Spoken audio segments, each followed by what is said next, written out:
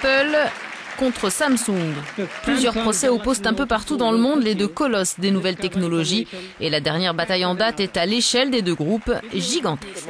C'est exceptionnel. On connaît des litiges internationaux, mais jamais de cette ampleur. La marque à la pomme et le géant sud-coréen s'accusent réciproquement de vol de brevets. Du design des appareils au pictogramme des systèmes d'exploitation en passant par l'emballage des machines.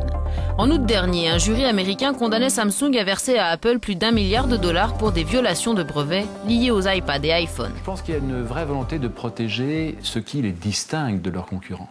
Manifestement, il y avait une volonté de Samsung de rattraper son concurrent en se plaçant dans son sillage et en proposant des produits qui ressemblaient furieusement aux iPhones. Alors, est-ce qu'on peut dire qu'il s'agit de copies? Il est vrai que certains modèles de Samsung ont peut-être été un tout petit peu loin. Cela dit, ça reste des smartphones, la forme est un petit peu la même pour tout le monde, quelque part c'est un peu normal. La guerre en chiffres. Samsung est numéro 1 des ventes de smartphones, juste devant Apple.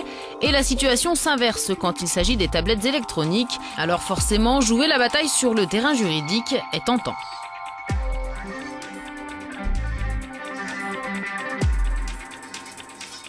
C'est pour eux un outil au service de leur stratégie commerciale et financière. Ils cherchent à obtenir le moyen, à travers ces actions judiciaires, de trouver un accord qu'ils n'ont pas su trouver auparavant. Le but est donc d'affaiblir son adversaire, mais pas trop, car si Samsung et Apple sont concurrents, ils sont aussi partenaires.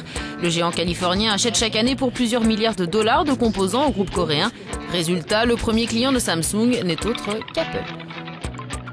Alors Apple comme Samsung n'ont aucun intérêt à se voir disparaître l'un et l'autre parce qu'effectivement Apple est le meilleur client de Samsung et Samsung fait beaucoup d'argent avec Apple. Après la question est de savoir jusqu'où ils veulent tirer profit l'un de l'autre, jusqu'où mettre le curseur, mais fondamentalement c'est juste, les deux sociétés ont presque besoin l'une de l'autre. Cette guerre des brevets ne devrait donc voir ni grand vainqueur ni grand perdant, à l'exception peut-être du client. Le contenu de licence de ces produits devient de plus en plus exorbitant. Apple demandait à Samsung en 2010 de payer 30 $ par téléphone Android commercialisé par Samsung.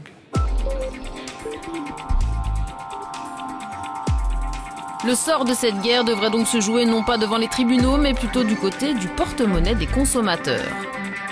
Les deux géants continuent à lancer de nouveaux produits sur le marché. Samsung a récemment dévoilé son Galaxy Note 2 à Berlin, un smartphone grand format équipé d'un stylo électronique haute précision.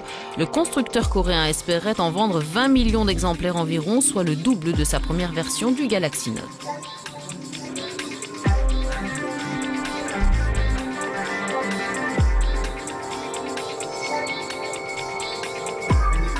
Plus grand que son prédécesseur, plus fin aussi et équipé d'un écran 4 pouces, l'iPhone 5 devrait lui aussi cartonner. 10 millions d'exemplaires ont été vendus dès les premiers jours de sa mise en vente et ce chiffre pourrait avoisiner les 50 millions d'ici la fin de l'année, du jamais vu pour un mobile.